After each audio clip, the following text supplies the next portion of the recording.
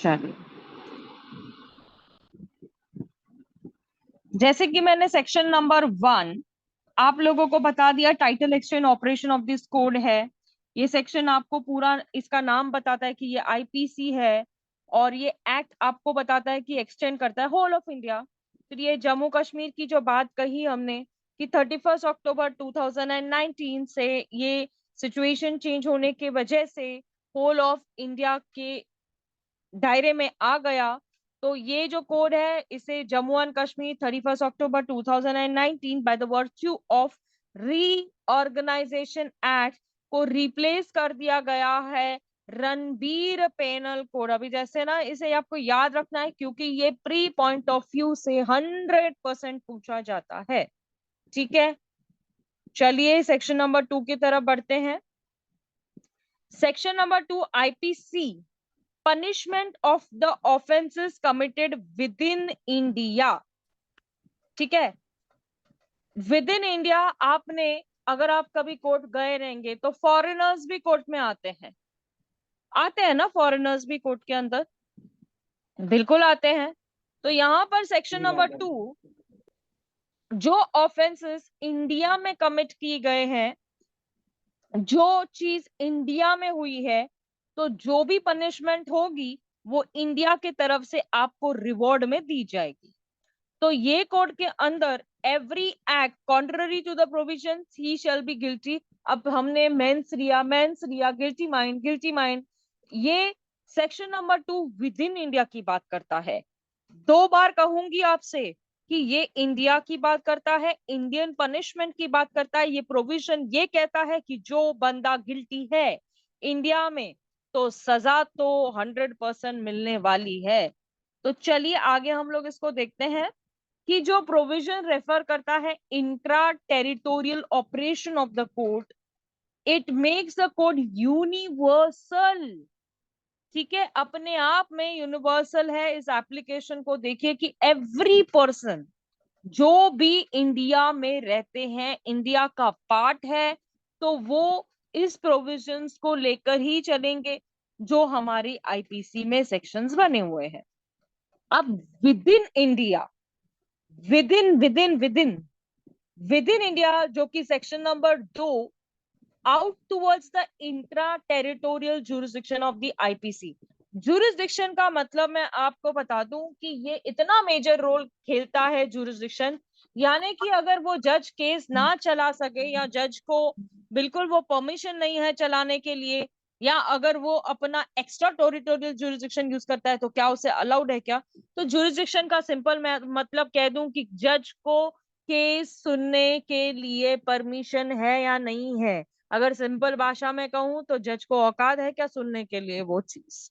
तो इसमें 2 तरह के जुरिस्डिक्शन होते हैं, टेरिटोरियल होता है और पेक्यूनरी होता है। तो ये इंक्लूड क्या करता है?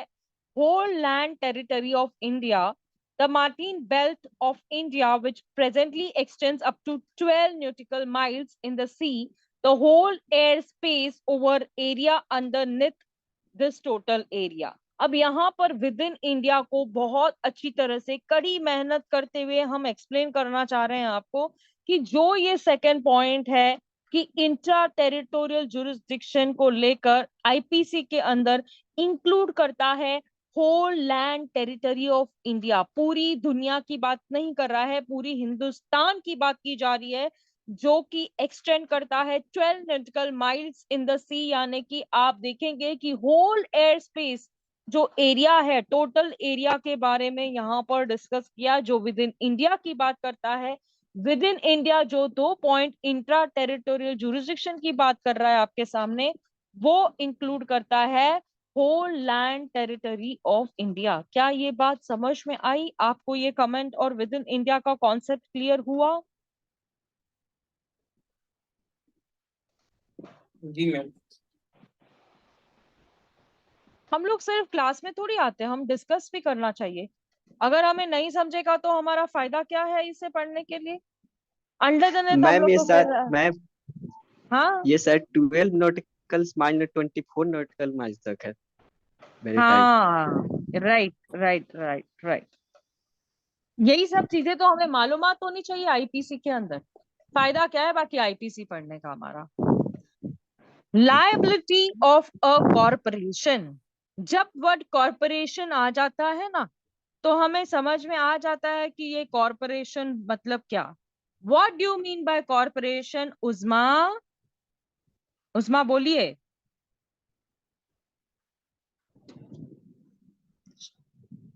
कॉरपोरेशन बोले तो Corporation is a artificial body, artificial person as protection महानगर पालिका, जिसे हम हिंदी में कहेंगे महानगर पालिका। तो ये महानगर पालिका के बारे में क्या बात करता है? क्या है? द वर्ड पर्सन, जो कि हमने देखा सेक्शन नंबर 11 में, हमने पर्सन मेन एंड वुमेन के बारे में देखा कि क्या है। तो इंक्लूड करता है company, association, body of person, weather incorporated और नॉट। Consequently, जो expression every person in section 2 should include every natural person as well as a legal person। अभी क्या खाली नेचुरल बोले तो क्या, जो हम नेचुरल पर्सन है ना, हम है, आप है, दुनिया में लोग मैन है, वुमेन है, वो सब नेचुरल पर्सन है।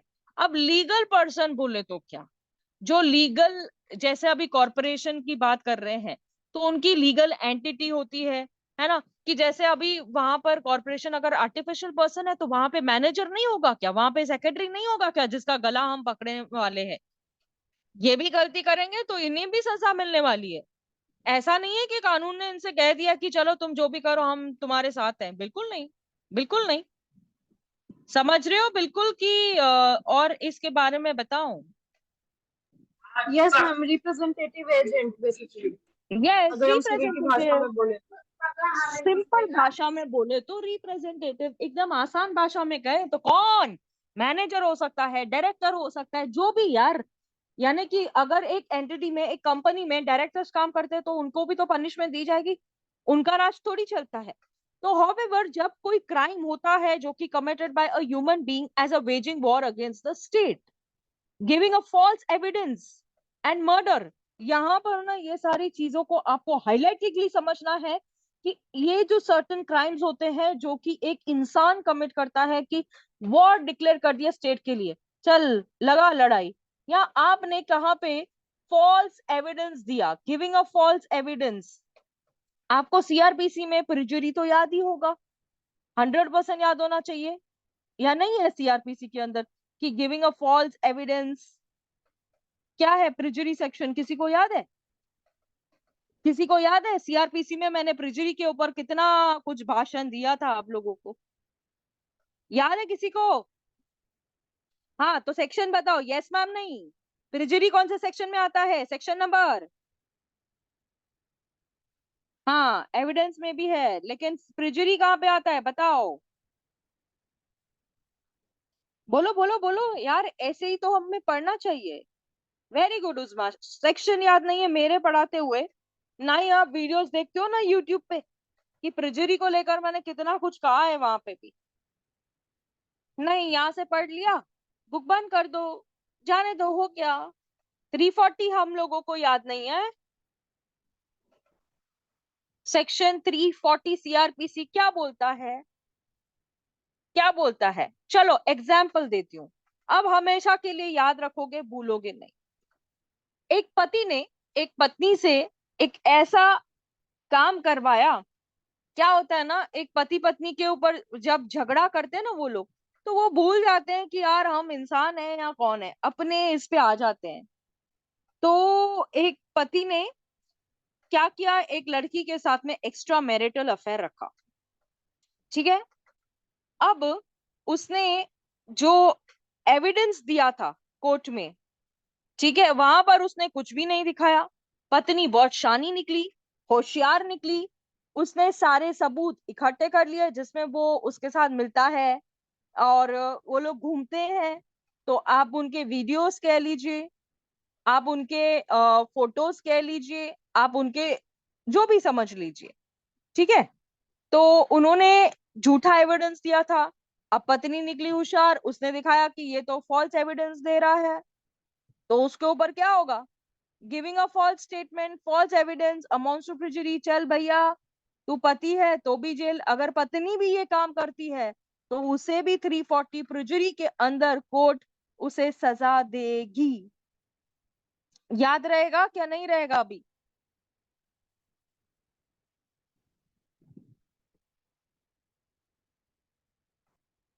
विक्की मेरी आवाज नहीं आ रही है क्या? अगर कहीं नहीं आ रही है तो मुझे बताओ। हाँ? आ रही है मैम। या शर्म आ रही है कि ये सब बातें मैं पहले बता चुकी हूँ अब फिर से बता रही हूँ? नहीं मैम, सर तो फिर बात करो ना मेरे से, क्यों नहीं कर रहे हो?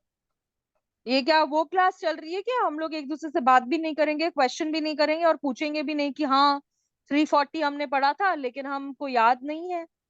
ये कौन बोलेगा? मैंने चलिए यही आगे गलती तो बढ़ते हैं। सीपीसी में किए थे। हाँ हाँ। सिर्फ क्वेश्चन ही अरेंज नहीं किए थे क्या? सीपीसी में। हाँ, क्वेश्चन अरेंज नहीं किए थे, तो वही मतलब सीआरपीसी कुछ की दिक्कत बात हो हो रहा रही है। है ना, तो सीपीसी कहाँ आ रहा है इधर बीच में? जी मैंने मैम। आपको कहा कि सीआरपीसी बोल रहे आईपीसी, हैं। मैं सीआरपीसी कह रही हूँ, मैं तो सीपीसी बोली ही नहीं।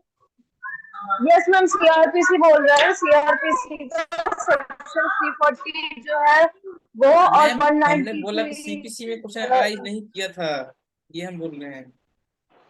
किया था, नहीं किया था, किया था, ऐसे बोल रहे हैं मैम। किया था। आपको याद नहीं है पर हमें, मुझे एक एक चीज याद होती है।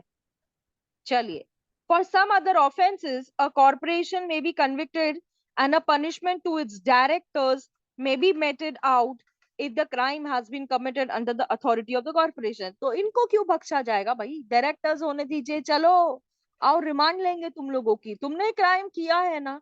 अगर जो सीट पे बैठ के हम उस सीट पे कोई भी काम करते हैं तो हम उसका मतलब क्या है, उसमें क्राइम ही कर रहे हैं, उसमें सजा तो होनी है, बनती है भाई। ठीक है। Liability of a master. ठीक है, अब ये तो प्रिंसिपल और इसके रिलेशनशिप के बारे में देखो मास्टर की क्या बात बताता है कि सेक्शन 2 क्लियरली ये बोलता है कि that the person shall be liable under this code if the act or omission is contrary to its provision. The master himself does not violate any provision of the code. He cannot be held for the violation of his servant. This is also a general principle that the master is not criminally liable for the acts of it. ये भी एक general principle है कि अगर master की गलती नहीं होते हुए भी अगर सर्वेंट की गलती है तो मास्टर क्या कर सकता है भाई? कहाँ पर तो ये, उन्हें भी तो मास्टर जी को भी बचना है। exception to vicarious liability। That's a vicarious liability. और वाइकरस लाइबिलिटी को आपने कहाँ पढ़ा हुआ है? If you speak 87 में। about vicarious liability, you should know where you have studied vicarious liability को कहाँ पढ़ा था हमने? 87 में ma'am. Very good. This is what I want from you. ठीक है। तो जब मास्टर हिमसेल्फ जो है, मास्टर ने कोई भी प्रोविजन इसमें कोई भी कर्म कांड नहीं किया है तो उसको क्यों लायबल होना चाहिए? उसने कोई वायलेशन नहीं किया, बस सर्वेंट ने। अगर ये भी एक जनरल प्रिंसिपल है कि master is not criminally liable for the acts of the servant. अगर देखो एग्जाम्पल लेते हैं कि सर्वेंट अगर रेप करके आ जाता है तो मास्टर बोलेगा क्या, हाँ मैंने बोला था जा रेप करके आ जा? नहीं, उसको भी तो जनरल प्रिंसिपल में अपने को एग्जम्पशन चाहिए ना। तो मास्टर यहाँ से लेगा कि उसके कर्म कांड की सजा मैं क्यों भुगतूं भाई? ठीक है। However, the criminal statute specifically and unevocably states that the master will be liable for the act of his servant. His liability under the criminal law stands. Generally ऐसा होता है लाइसेंस केसेस में। ये केस डिस्कस किया था, बाबू लई का case था, जहां पर master was licensed opium seller. His servant sold a opium to a boy under 14 years of age in a violation of the law. The court held the master liable। अगर देखो यहाँ पर ये लोग ड्रग्स बेचेंगे, ओपियम बेचेंगे, गांजा बेचेंगे और वो 14 साल के छोटे के बच्चे को बेचेंगे तो फिर तो चल भाई मास्टर तू भी आ अंदर गिरफ्त में, तुझे क्यों छोड़ा जाएगा? तूने ही सर्वेंट से कहा था इसको बेचने के लिए, अब या अब यस तुझे भी मैम। दिखाया जाएगा। यस मैम पर बच्चे। अगर जैसे कि अभी यही एग्जांपल है, इसमें हम मेजर को ले लेते हैं कि कोई मेजर को ड्रग्स बेचने के लिए और उसने उसमें किसी का मर्डर कर दिया तो उसमें मास्टर लायबल होगा क्योंकि उसमें प्रोबेबिलिटी थी होने की, इस वजह से। राइट। प्रोबेबिलिटी जहां पे आ जाती है ना, वहां पे मास्टर लायबल हो जाता है। सिंपल बात। जो होना है वो तो अभी मास्टर भी नहीं उसको छोड़ा जाएगा ना, ऐसे कैसे हो सकता है। तो यहाँ पे इसीलिए मैंने आप लोगों को इसी तरीके से पढ़ाने के लिए लिया है कि एक छोटी छोटी चीज क्लियर होगी ना तो आपको आगे बिल्कुल कभी प्रॉब्लम नहीं आएगी। ठीक है। And not otherwise, the use of the words and not otherwise in this section unambiguously show that all former laws punishing any offense which is made punishable by God have been repealed। कहां पर भी जो words not otherwise जहां पे भी आप पढ़ोगे इस सेक्शन नंबर 2 में, अनएम्बिक्यूअसली का मतलब क्या होता है, कोई मुझे बताएगा व्हाट डू यू मीन। अगर अनएम्बिग्यूटी हो जाती है तो उसका मतलब क्या होता है, what do you mean by unambiguously, किसी को पता है?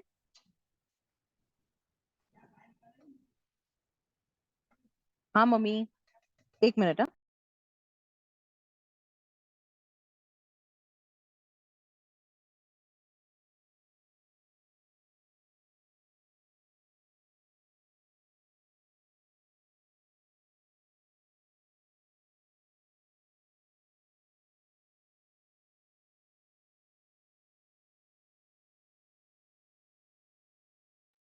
सॉरी।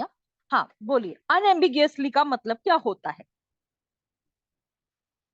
स्पष्ट बात। मैंने अगर आपको स्पष्ट कह दिया कि ये बात ऐसी है तो वो कहता है unambiguously shows that the former law punishing any offence have been repeal. अगर वहां पे कुछ रिपील हो गया है, उस लॉ को चेंज कर दिया गया है, जहां पर आपको नॉट अदरवाइज वर्ड आएगा, एंड नॉट अदरवाइज। देखो देखो लिख लो, चाहिए तो मैं आप लोगों को ये वैसे भी तो नोट्स प्रोवाइड करने ही वाली हूँ। provided under this section, something like that. उसमें आपकी वॉइस ब्रेक हो क्या आ रही है बच्चे? हम बोल रहे हैं कि and not otherwise provided under this section. हाँ, under this section, yes, unambiguously, undoubtedly, स्पष्ट बात, बिना कोई शंका के लिए। रवि आपको समझ में आ रहा है? Yeah, पक्का? कहीं पे कंफ्यूजन हो रही है तो यहीं मैं रोक सकती हूँ, चिंता मत करिएगा बिल्कुल भी। yes ma'am. ठीक है। अब एक आपको, Yes, ma'am. चलिए, act or omission, use the word act or omission in section number 2 should be understood in the light of section number 33। जब हम section number 33 को हथौड़ा मारेंगे तब मैं आपको क्लियरली और भी बताऊंगी, which clearly says the word act का मतलब क्या है, कि ये सीरीज के अंदर सिंगल एक्ट की बात करता है। Omission denotes as well as a series of omission and single omission. देखो ओमिशन, ये सिंपल वर्ड ओमिशन की जो बात बता रहा है आपको, एक्ट और ओमिशन बचाव है ना, एक्ट और ओमिशन आपको बचा रहा है। तो ये जो है ना सेक्शन नंबर 33, जब एक्ट और ओमिशन जब हम आएंगे तो और क्लियर हो जाएगा आपको एक्ट और ओमिशन क्या है। इस प्रोविजंस के Yes, ma'am. अंदर Section number 33, section number 2 and of CRPC and section number 40 ये तीनों आपस में इंटरकनेक्टेड में मेल जोल करते हैं। Yes yes yes. तो मैंने इसलिए कहा जब मैं 33 की तरफ ले जाऊंगी तो और इस चीज को लेके आऊंगी। ठीक है। Contrary to the provision, the use of the words provision in section 2 implies to be amendable to the jurisdiction of the court. A person has to violate the provision of the code of which he shall guilty within India। अब सुनो, बहुत simple बात कह रहा है, contrary to the provisions, यानी कि जो प्रोविजन से अलग कुछ कहने की बात कर रहा है। तो इस प्रोविजन के अंदर जो सेक्शन नंबर 2 है वो आपसे ये कहता है कि amenable to the jurisdiction. Amenable to the jurisdiction का मतलब क्या होता है कि जुरिस्डिक्शन के तहत रखते हुए, ठीक है, अगर कोई पर्सन हैज टू वायलेट, यानी कि अगर ये प्रोविजन जो है आईपीसी के, वो अगर इस चीज को वायलेट करता है तो of which he shall be guilty with in India. अगर आपने कोई भी अपराध किया तो उसको लेकर तो इंडिया में आपको सजा तो होनी है। ठीक है, क्लियर हुआ section number 2? Yes ma'am, yes ma'am. Yes yes ma'am. Ma'am. Easy, जी ma'am. Easy, easy, difficult? Juhi आपको बच्चे? No ma'am. Yes ma'am, clear. Section number 3 क्या कहता है? सेक्शन नंबर 3 आईपीसी पनिशमेंट की बात करता है, offences committed beyond by which the law may be tried with in India.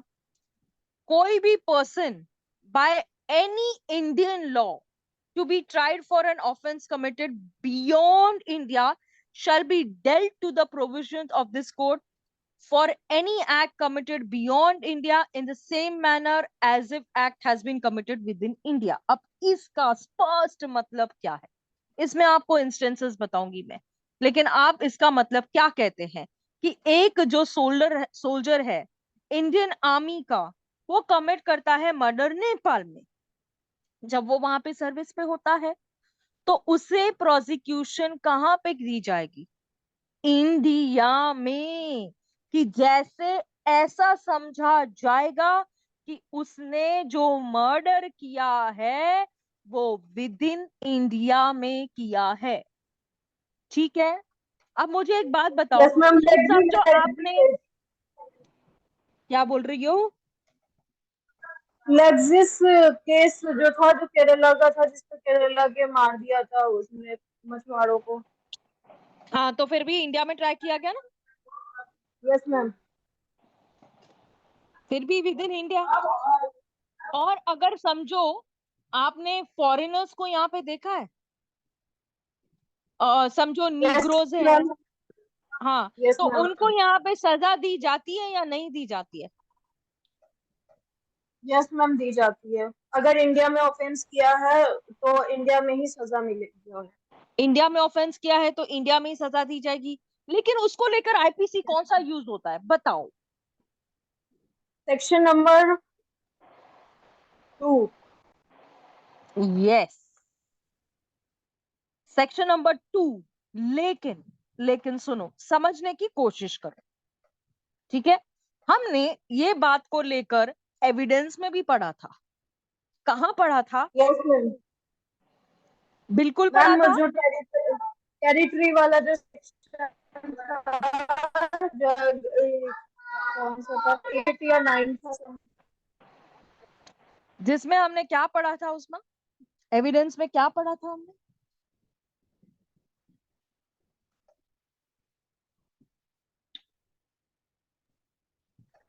हाँ, मैम, एरिया का पढ़ा था कि अगर इंडिया का, वो जो इंडिया में ऑफेंसेस होते हैं मैंने ये भी तो कहा था उनको, उमा कि ये अगर सेक्शंस वो कोई नहीं पढ़ा था, लेकिन मैं ये सेक्शंस भी आप लोगों को पढ़ाऊंगी, याद करो। जी मैम। जी नहीं बोलो, आप बताओ कौन सा सेक्शन था? मैं इतना हार्ड हिटिंगली आपको पढ़ा के आई हूँ, एक छोटे बच्चे के जैसे मैंने आप लोगों को एक एक सेक्शन पढ़ा पढ़ा के यहाँ तक लाया है।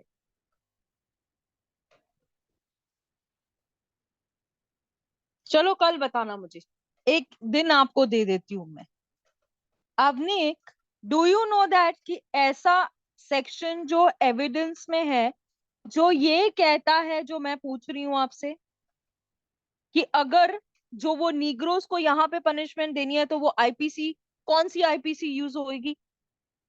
यहाँ वाली या फिर उनके वाली? अभी can you tell me? No ma'am. आपने एविडेंस पढ़ा हुआ है? No ma'am. ओके, ठीक है, कोई बात नहीं, ठीक है, सो डू नॉट वरी। चलिए, और कौन बताएगा? शिवानी बताएगी। शिवानी। मैम एग्जैक्ट सेक्शन नहीं पता एविडेंस का मैम।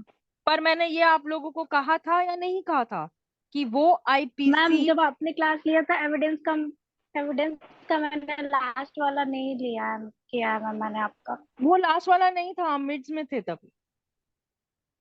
चलो ठीक है, कोई बात नहीं, आप एविडेंस एक बार देख के आइएगा, मैं अभी बता दूंगी तो आप बोलेंगे अरे हाँ यही तो था। Okay ma'am. चलिए, आपने सेक्शन नंबर 3 को समझ लिया है? क्लियर है सेक्शन यस नंबर मैम। 3? चलिए सेक्शन यस नंबर मैम। 4 की तरफ बढ़ते हैं। सेक्शन नंबर 4 रिलेट करता है extra territorial operation of the court.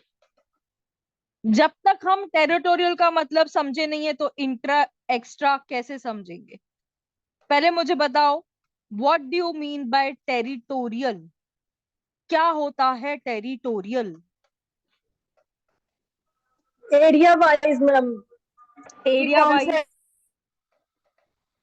हाँ, के कौन से? कोर्ट की कहाँ तक लिमिट जा रही है। हाँ, तो जैसे मैं आप लोगों को बोलती हूँ ना कि अगर हम इलाका समझे कि ये इलाके के अकॉर्डिंग ये वाला जज इतनी पनिशमेंट सुना सकता है, यानी जैसे हमने वो हायरार्की देखी हुई है सीआरपीसी के अंदर कि कौन सा जज कितनी सजा दे सकता है, कितना कितना चलता है।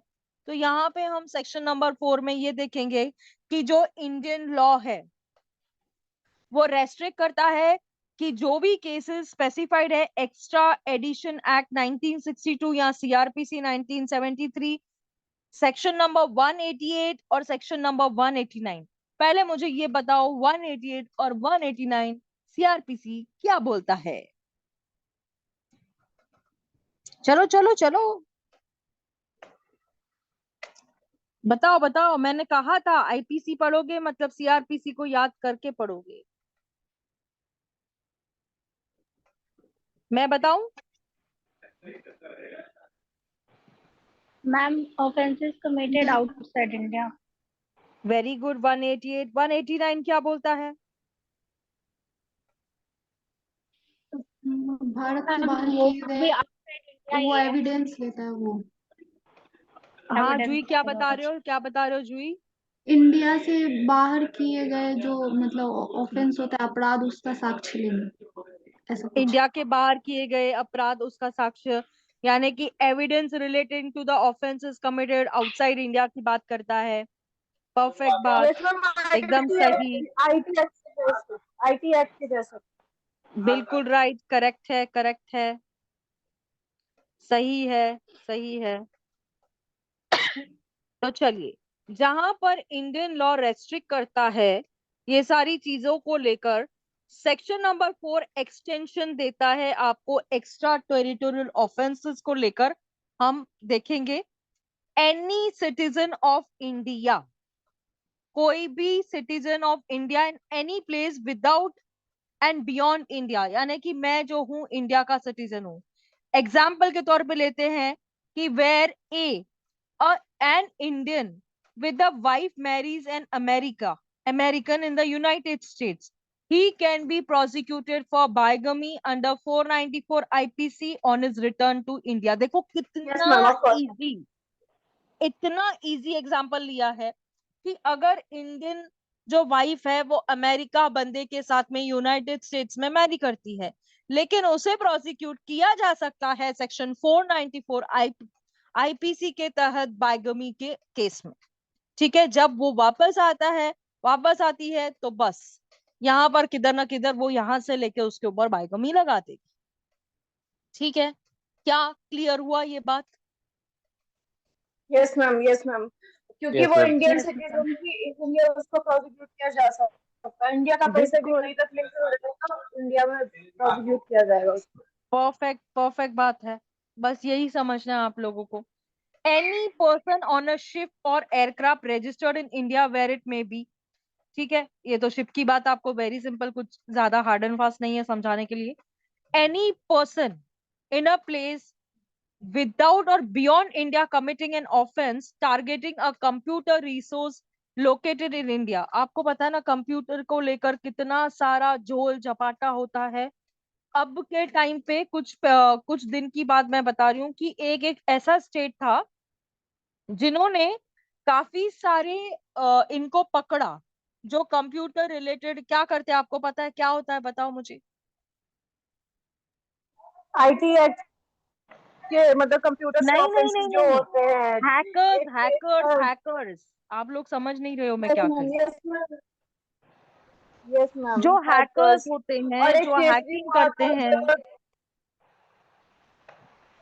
यस हाँ, मैम, तो ये भी देखो यहाँ पर जो बता रहा है ना कि एनी पर्सन, कोई भी person in any place without or beyond India committing an offense computer resource located in India। मैं यहाँ पे इसीलिए आपको बता रही हूँ कि जो कंप्यूटर रिलेटेड ऑफेंसेस होते हैं, जैसे अभी आपको पता है कि कितना कुछ होता है, ओटीपी आ जाता, पहले तो ओटीपी का भी ये नहीं रहता था, और आपको पता है कि लड़कियों को यस मैम, टारगेट करने के ओटीपी लिए भी आता है लड़के और ओटीपी गए बताने पे हमारा सब अकाउंट का कुछ। पैसा निकाल लेता हाँ है वो बस वाला। बस बस बस, परफेक्ट बात।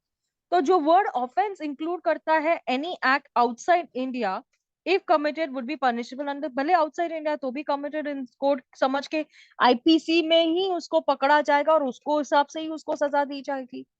The expression computer resource shall be a meaning assign, ये तो हम लोग ने information technology act section number 2, इसको हमने और भी कहाँ पे एक्सप्रेशन के बारे में पढ़ा हुआ है अगर आप लोगों को याद होगा। ठीक है, ये एक्ट नंबर 10, इसका इफेक्ट है 27 अक्टूबर 2009, जिसका इंफॉर्मेशन टेक्नोलॉजी का अमेंडमेंट हुआ था 2008 में और 2009 में उसका ये किया गया था। एग्जाम्पल लेते हैं हम लोग कि who is a citizen of India commits a murder in Uganda, he can be tried and committed of murder in any place in India in which he may be found। कहाँ पे भी उसको पकड़ के जहां पे मिला ना लगा दो उसकी लंका, ये कहता है एग्जाम्पल। जैसे if a foreigner after committing a crime outside India, if a foreigner बोल रहा है, ये फॉरेनर फॉरेनर कमिट करता है outside India and steps into India, उसके बाद वापस इंडिया में आता है, he may be sent back to the country where the offense was committed for the trial on the proper requisition by that country, the requisition proceeds and term extra edition proceedings and governed by Indian extra edition act 1962। अब इसको दायरे में लेकर उसको सजा ये की जाती थी, क्योंकि एक्स्ट्रा एडिशन प्रोसीडिंग्स देखो कहीं ना कहीं ये फॉरेनर ने किया है। जब फॉरेनर ने कमिट किया आफ्टर कमिटिंग क्राइम, वो चलेगा इंडिया से बाहर, फिर वो स्टेप इन इंडिया में वापस आता है, तो उसे वो कंट्री में भेजा जाएगा कि जहां पर ऑफेंस कमिट किया था, और वहां पे ट्रायल चलाई जाएगी और उस कंट्री के अकॉर्डिंग उसे सजा दी जाएगी। तो यहाँ पर एक्स्ट्रा एडिशन प्रोसीडिंग्स जो गवर्न की जाएगी, जिसे इंडियन एक्स्ट्रा एडिशन एक्ट कहा जाता है 1962 का, इसको मिला के सजा दी जाती है।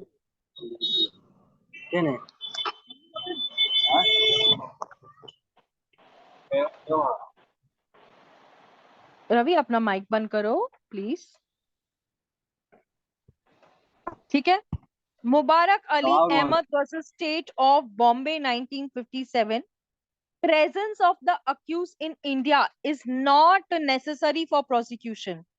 ठीक है, यानी कि जिसने अपराध किया है उसका प्रेजेंस होना जरूरी नहीं है। If the offence is committed in India, Supreme Court ने ये Fatima Bibi Ahmed Patel versus state of Gujarat 2008 में ये कहा, the court has no application for an offence committed by foreigner outside India. अब यहाँ पर पर्सन को एग्जम्पशन दिया गया है। क्या एग्जम्पशन है? Jurisdiction of criminal court of every country. तो यहाँ पर हम देखेंगे फॉरेन सोवरेनिटी क्या होता है, डिप्लोमैट्स क्या होता है, एलियन एनिमीज क्या होता है, फॉरेन आर्मी क्या होती है।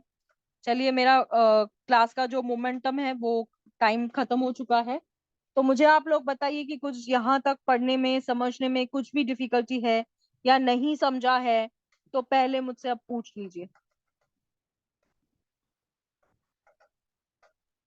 सब आ गया मैम। कुछ भी नहीं ऐसा है जो नहीं समझा? No ma'am. क्लियर है? Yes, ma'am. Clear.